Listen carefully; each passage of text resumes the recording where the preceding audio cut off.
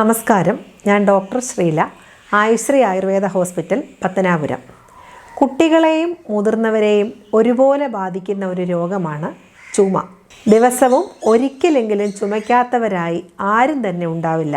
കാരണം മനുഷ്യ ശരീരത്തിൻ്റെ സ്വാഭാവിക പ്രതികരണ ശേഷിയുടെ, അതായത് നോർമൽ ഫിസിയോളജിക്കൽ റിഫ്ലെക്സിൻ്റെ ഭാഗമാണിത്.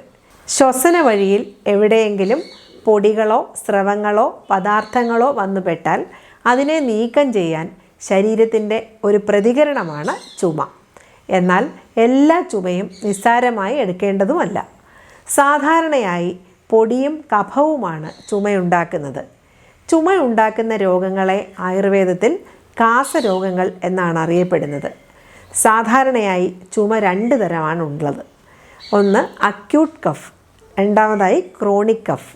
3 ആഴ്ചയ്ക്കുള്ളിൽ മാറുന്ന ചുമയെ അക്യൂട്ട് കഫ് എന്നാണ് പറയുന്നത്. ജലദോഷം, മൂക്കടപ്പ് തുടങ്ങിയ അവസ്ഥകളിലൊക്കെ അക്യൂട്ട് കഫാണ് കാണാറുള്ളത്.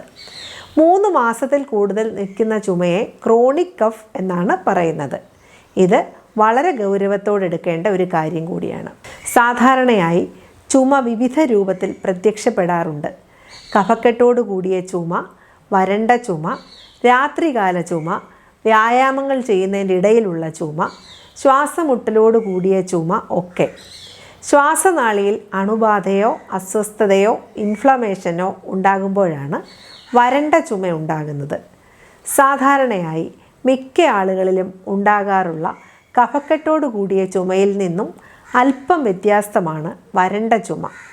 ചുമയ്ക്കുമ്പോൾ ഇത് കഫത്തെ പുറന്തള്ളുന്നില്ല എന്നതാണ് വ്യത്യാസം. സ്വാഭാവികമായും തൊണ്ടയിലുണ്ടാകുന്ന ചെറിയ അസ്വസ്ഥതകളും തരിപ്പും, ബാക്ടീരിയ മൂലമോ വൈറസ് മൂലമോ ഉണ്ടാകുന്ന അണുബാധയും, ശാരീരികമായി കൂടുതൽ സ്ട്രെസ് ഉണ്ടാകുക, പരിസ്ഥിതി ഘടകങ്ങൾ മൂലം തൊണ്ടയ്ക്കും ശ്വാസകോശത്തിലും വീക്കമുണ്ടാവുക, തൊണ്ടയിൽ ചൊറിച്ചിൽ, ഇവയൊക്കെ വരണ്ട ചുമയ്ക്ക് കാരണമാകാം. കഫക്കെട്ടും ജലദോഷവുമൊക്കെ മാറിയാലും ഏതാനും ആഴ്ചകൾ കൂടി നീണ്ടു നിൽക്കുന്നതാണ് വരണ്ട ചുമ. കുട്ടികളിലും മുതിർന്നവരിലും പലപ്പോഴും ഇത് നിയന്ത്രിക്കുവാൻ കഴിയാതെയും വരും. ശ്വാസകോശത്തിലേക്ക് വായു കടത്തിവിടുന്ന ചെറിയ നാളിയാണ് ബ്രോങ്കെ. ബ്രോങ്കൈകളിലെ കോശങ്ങളും ഗ്രന്ഥികളും ഉൽപ്പാദിപ്പിക്കപ്പെടുന്ന സ്രവങ്ങളുടെ മിശ്രിതമാണ് കഫം. ആരോഗ്യമുള്ള ഒരാളിൽ ഈ കഫം ശ്വസനനാളിയിൽ ഈർപ്പം നിലനിർത്തുവാൻ സഹായിക്കും. എന്നാൽ ശ്വസനനാളത്തിൽ കഫത്തിൻ്റെയും മറ്റ് ദ്രവങ്ങളുടെയും അമിതമായ സാന്നിധ്യമാണ് കഫക്കെട്ടോട് കൂടിയ ചുമയ്ക്ക് കാരണമാകാറുള്ളത്. തണുപ്പ് കാലത്തിൽ നിന്നും കടുത്ത വേനൽക്കാലത്തിലേക്ക് കടക്കുന്ന സാഹചര്യത്തിൽ ഇത്തരത്തിൽ വരണ്ട ചുമ മുതൽ കഫമുള്ള ചുമ വരെ കൂടുതലായി കാണപ്പെടാറുണ്ട്. ചുമ വന്നാൽ പലരും സ്വന്തമായി മെഡിക്കൽ സ്റ്റോറിൽ നിന്നും കഫ് സിറപ്പ് വാങ്ങി കുടിക്കുകയും ചെറിയൊരു ആശ്വാസം കിട്ടുകയും പിന്നീട് അവർ ശ്രദ്ധിക്കാതെ പോവുകയും ചെയ്യും. ഇത് കൊച്ചു കുട്ടികൾക്ക് മുതൽ മുതിർന്നവർ വരെ ചെയ്യുന്ന കാര്യമാണ്. സ്വന്തമായുള്ള ചികിത്സ മുഖേന പല കേസുകളും secondary chest infection, secondary blood infection, കടുത്ത ന്യൂമോണിയ, ശ്വാസമുട്ടൽ എന്നിവ ഉണ്ടാക്കുകയും ചെയ്യും. പലപ്പോഴും നമ്മുടെ ശ്വാസകോശത്തിൻ്റെ ഏറ്റവും ചെറിയൊരു എയർ സ്പേസിൽ ഉണ്ടാകുന്ന ഇൻഫെക്ഷൻ മുതൽ ശ്വാസനാളത്തിലുണ്ടാകുന്ന ബുദ്ധിമുട്ടുകൾ, തൊണ്ടയിലുണ്ടാകുന്ന ബുദ്ധിമുട്ടുകൾ, ഇവയ്ക്കെല്ലാം തന്നെ ചുമയായിട്ടാണ് അതിൻ്റെ ലക്ഷണങ്ങൾ കാണപ്പെടാറുള്ളത്. സാധാരണ ഒരാൾക്ക് ചുമ ഏത് തരമാണെന്ന് തിരിച്ചറിയാനാകാത്തതിനാൽ പലപ്പോഴും ഇൻഫെക്ഷൻ കടുത്തതിന് ശേഷം മാത്രമാണ് ഒരു ഡോക്ടറെ കാണുന്നത്. തൊണ്ടയിലെ ക്യാൻസർ, ശ്വാസകോശ ക്യാൻസർ, ആസ്മ, ക്ഷയം, അസിഡിറ്റി, വിരശല്യം, ന്യൂമോണിയ എന്നീ രോഗങ്ങളിലൊക്കെ ചുമയാണ് പ്രധാന ലക്ഷണമായി വരുന്നത്. ജനിച്ച് 2 മാസം മുതൽ 5 വയസ്സ് വരെയുള്ള കുട്ടികളിൽ സ്ഥിരമായി ചുമ കാണുകയാണെങ്കിൽ ആസ്മ, ശ്വാസകോശ രോഗങ്ങൾ, ഫുഡ് അലർജി എന്നിവ കൊണ്ടായിരിക്കാം ഇതുണ്ടാകാറുള്ളത്. ഇത്തരം കുട്ടികൾക്ക് ബേക്കറി ഫുഡ്, ബ്രെഡ്, ബിസ്ക്കറ്റ്, എണ്ണ പലഹാരം, ചൈനീസ് ഫുഡ് എന്നിവ കഴിവതും ഒഴിവാക്കേണ്ടതാണ്. ചില കുട്ടികളിൽ പാലും പാലുൽപ്പന്നങ്ങളും അലർജിക്ക് കാരണമാകാറുണ്ട്.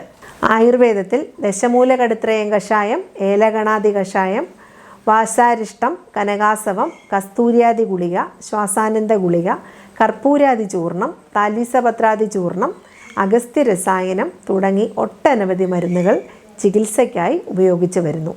ഇതിനോടൊപ്പം വ്യായാമം, കൃത്യമായ ഭക്ഷണം എന്നിവയും ശീലമാക്കണം. ഇനി നമുക്ക് ഇതിനുള്ള പരിഹാര മാർഗങ്ങൾ എന്തൊക്കെയാണെന്ന് കൂടി നോക്കാം. ചുമയെ എളുപ്പത്തിൽ നേരിടാൻ ഏറ്റവും ആദ്യം വേണ്ടത് ശക്തമായ രോഗപ്രതിരോധ ശേഷിയാണ്.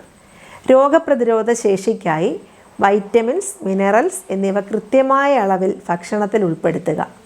ചീര, ബ്രക്കോളി, മീൻ, മുട്ട എന്നിവയെല്ലാം പ്രതിരോധശേഷി വർദ്ധിപ്പിക്കുവാൻ ഏറെ മികച്ചതാണ്.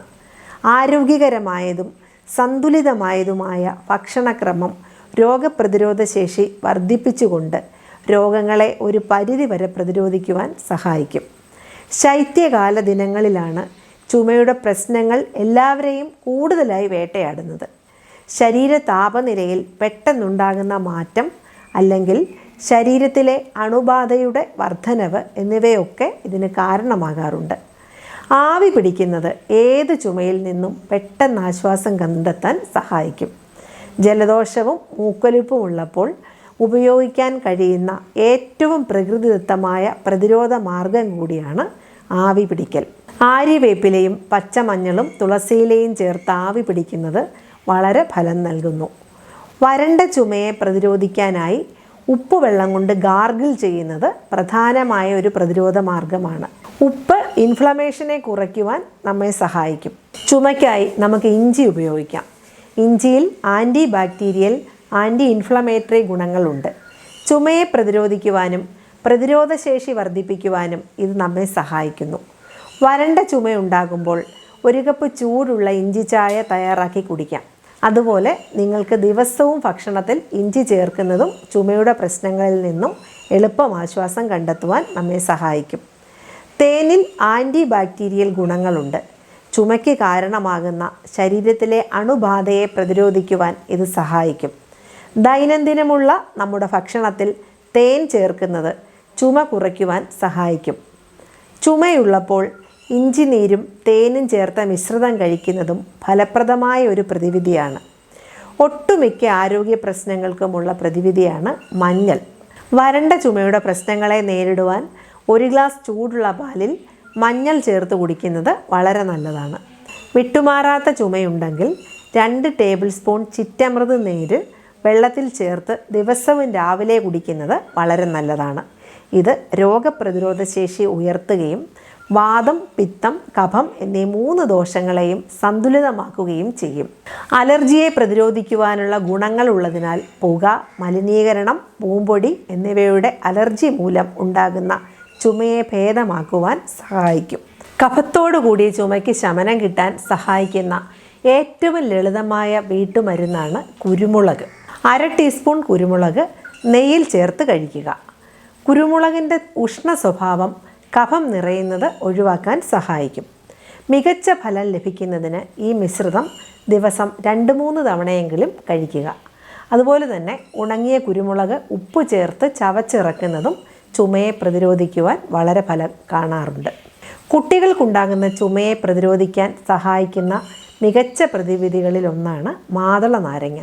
1/2 കപ്പ് മാതള നാരങ്ങ നീരിൽ 1 നുള്ളു ചുക്കുപൊടിയും തിപ്പലിപ്പൊടിയും ചേർത്ത് കുട്ടികൾക്ക് നൽകുന്നത് വളരെ നല്ലതാണ്. അലർജി ഉള്ളവർക്ക് വരണ്ട ചുമ സാധാരണമാണ്. എന്നിരുന്നാലും കൊറോണ വൈറസ് ബാധയുടെ പശ്ചാത്തലത്തിൽ നിങ്ങൾക്ക് വരണ്ട ചുമയുണ്ടെങ്കിൽ മറ്റു ലക്ഷണങ്ങളായ കടുത്ത പനി, രുചിയും ഗന്ധവും നഷ്ടപ്പെടുന്ന അവസ്ഥ, ശ്വാസതടസ്സം, ഉദരപ്രശ്നങ്ങൾ ഇവയുണ്ടോ എന്ന് നോക്കേണ്ടതാണ്. ഇവയൊന്നുമില്ലെങ്കിൽ സ്വാഭാവികമായ പ്രതിവിധികളിലൂടെ വരണ്ട ചുമയെ നിയന്ത്രിക്കാം. ഈ പ്രതിവിധികൾ ഉപയോഗിച്ചിട്ടും നിങ്ങളുടെ ചുമ കുറവില്ലെങ്കിൽ തീർച്ചയായും വൈദ്യസഹായം തേടണം. ഒരു പക്ഷേ മറ്റേതെങ്കിലും ആരോഗ്യ പ്രശ്നങ്ങളുടെ സൂചനയായിരിക്കാം. അത്തരമൊരു സാഹചര്യത്തിൽ ഒരു ഡോക്ടറെ കണ്ട് ആവശ്യമായ പരിശോധന നടത്തുകയും വേണ്ട നിർദ്ദേശങ്ങൾ സ്വീകരിക്കുകയും അത്യാവശ്യമാണ്. മറ്റുള്ളവരുടെ അറിവിലേക്ക് കൂടി ഷെയർ ചെയ്യുക. സംശയങ്ങൾ കമൻ്റായി ഇടുക. മറ്റൊരു വിഷയവുമായി വീണ്ടും കാണാം. നന്ദി.